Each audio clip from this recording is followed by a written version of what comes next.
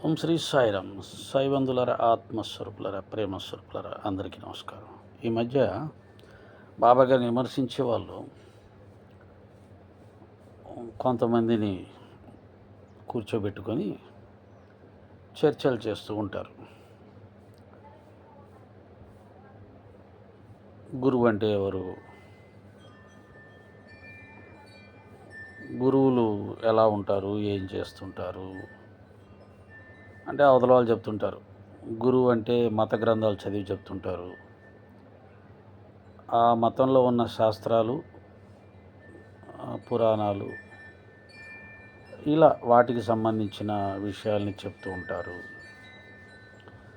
పరమతాలకు సంబంధించిన విషయాలు ఏమీ చెప్పరు. అన్ని మతాలు సమానమే, అందరూ సమానమే, అందరినీ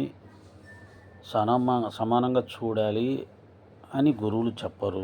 అలా చెప్పేవాళ్ళు గురువులు కాదు అని వీళ్ళు ఒక కొత్త గురు వ్యవస్థను సృష్టిస్తున్నారన్నమాట. యాక్చువల్గా గురువు అంటే కుల, మత, ప్రాంతాలకు అతీతమైనటువంటి స్థాయికి, అనంతమైనటువంటి విశ్వ చైతన్యానికి చేరుకున్నవారు. ఒక మాటలో చెప్పాలంటే ఆత్మస్వరూపంగా మారినటువంటి వారు గురువులు. ఎప్పుడైతే ఆత్మస్వరూపంగా మారుతారో, ఆత్మ అనేది విశ్వమంతా అణువణువున వ్యాపించింది కాబట్టి వారు అంతటా పరమాత్మను చూసుకుంటారు, అంతటా తమను చూసుకుంటారు, తమలో పరమాత్మను చూసుకుంటారు, తమలో విశ్వాన్ని చూసుకుంటారు. అందుకనే విశ్వమధ్యే గురు స్థితి, గురు మధ్యే స్థితో విశ్వం అని గురుగీత చెప్తుంది. అంటే విశ్వమంతా గురువు వ్యాపించి ఉన్నాడు, ఆ విశ్వము గురువులోనే స్థితమై ఉంది అని చెప్తారు. అంటే సనాతన ధర్మంలో గురువుకు ఇచ్చిన నిర్వచనం అనంతం, ఈక్వల్ టు గాడ్. భగవంతుడికి గురువుకి అనుమాత్రమైన భేదం లేదు. అలా భేదం చూసేవాడు అసలు వాడు ఆధ్యాత్మికంలో ఎందుకు పనికిరాడు అని శాస్త్రాలు చెప్తున్నాయి.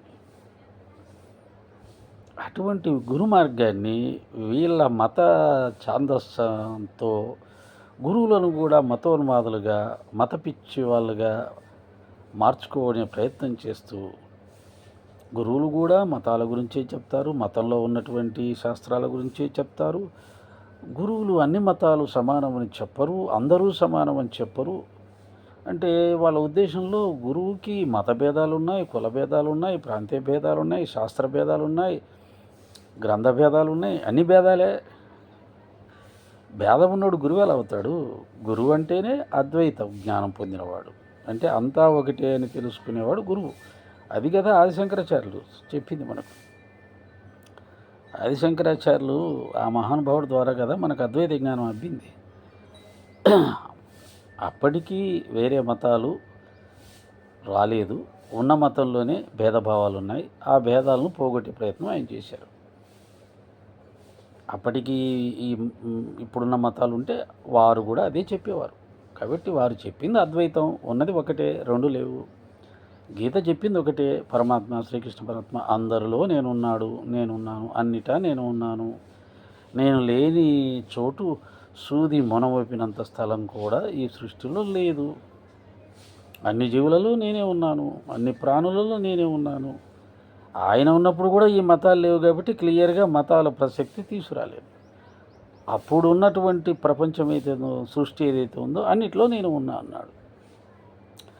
అప్పుడున్నటువంటి సృష్టి, అప్పుడున్నటువంటి జీవులే, అప్పుడున్నటువంటి మనుషులే నెమ్మదిగా పెరుగుతూ సంతతి అది రకరకాల ప్రదేశాల్లో వ్యాపించి రకరకాల దేశాల్లోకి వెళ్ళిపోయి రకరకాల సంస్కృతులతో, రకరకాల భాషలతో, వేషాలతో ఇప్పుడు పిలువబడుతున్నాయి రకరకాల మతాల పేరుతో. అంతేగాని వేరే వాళ్ళు ఎవరు కొత్త ఎవరు పైనుంచి ఎవరు ఊడిపడల, అందరూ మన వాళ్ళే. కాబట్టి గురువు అనగా ఆత్మస్వరూపం. ఆత్మ అంతటా ఉన్నది, అన్నిట్లో ఉన్నది కాబట్టి అన్నిటినీ సమానంగా చూసేదే గురుతత్వం. కాబట్టి మీరు కూర్చొని బుడుబుడు జంగాలు ఏదో అంటారు కదా, కూర్చొని ఆ అజ్ఞానాన్నే జ్ఞానంగా రంగరిస్తూ అజ్ఞానాన్నే జ్ఞానంగా అందరికీ పంచుతూ ఏం సాధిస్తారు? మన సనాతన ధర్మంలో చెప్పబడినటువంటి అనంతమైనటువంటి జ్ఞానాన్ని సంకుచితపరిచి దాని యొక్క గొప్పతనాన్ని తగ్గించే ప్రయత్నం చేస్తున్నారు. మన సనాతన ధర్మంలో, మన భారతీయ ధర్మంలో చెప్పబడినంత జ్ఞానం, దానికి ఉన్నంత గొప్పతనం, విశాలత్వం, లోకా సమస్తా సుఖినో భవంతు, సర్వే జనా సుఖినో భవంతు, ఇది కదా మన ధర్మం చెప్పింది. హిందూ సుఖినో భవంతు అని చెప్పలేదే. ఇప్పుడు మీరు అది కూడా చెప్పిస్తారేమో. హిందూ సుఖినో భవంతు అన్నవాడే గురువు, అదే మన ధర్మం. లోకా సమస్త సుఖినో భవంతు అనకూడదు. అందులో ముస్లింలు ఉన్నారు, క్రిస్టియన్స్ ఉన్నారు, వాళ్ళు సుఖంగా ఉండాలి, మనం ఎలా కోరుతాం? కాబట్టి ఈ రోజుల్లో మీరు అందరూ గెలిచి స్వామీజీల్ని, పీఠాధిపతుల్ని, మఠాధిపతుల్ని, ప్రవచకుల్ని, పండితుల్ని పక్కన పారవేసి మీరు ఈ సోషల్ మీడియాలో కూర్చొని జ్ఞానాన్ని అజ్ఞానంగా చక్కగా రంగరించి ప్రజలకి నూరిపోస్తున్నారు. సరే, ప్రస్తుతం సోషల్ మీడియా హవా నడుస్తుంది కాబట్టి ఓకే, కానివ్వండి. కాకపోతే జ్ఞానాన్ని ఎవరు కూడా ఆపలేరు కదా. అందులో సనాతన ధర్మం చెప్పిన జ్ఞానాన్ని ఎవరు ఆపలేరు. చెట్టులో, పుట్టలో, శాస్త్రాల్లో, పురాణాల్లో చెప్పబడిన దేవతలనే పూజించాలి, వేరే వాళ్ళు పూజించకూడదు, పూజించమని గురువులు చెప్పరు. మరి మన గ్రామ దేవతలు పోలేరమ్మ, ఎల్లమ్మ, మారెమ్మ, ఈ దేవతలందరూ ఎలా పూజించబడుతున్నారు? రమణ మహర్షి, రామకృష్ణ పరమస్వామి, వీరబ్రహ్మేంద్ర స్వామి, ఇంకా ఎందరో సత్పురుషులు, గురువులు దేవతలతో సమానంగా ఎలా పూజలు అందుకుంటున్నారు? గురువును బ్రహ్మ విష్ణు మహేశ్వర స్వరూపంగా పూజించమని సనాతన ధర్మం ఎందుకు చెప్పింది? సాక్షాత్తు ఈశ్వరుడు ఎందుకు చెప్పాడు? గురువుని మించిన దైవం లేదని, తల్లిని మించిన దైవం లేదని మన సనాతన ధర్మం ఎందుకు చెప్పింది? ఇప్పుడు మీరు కూర్చొని సనాతన ధర్మం యొక్క సిద్ధాంతాలన్నింటినీ మార్చేసి తలకిందులు చేస్తే అయిపోతుందా?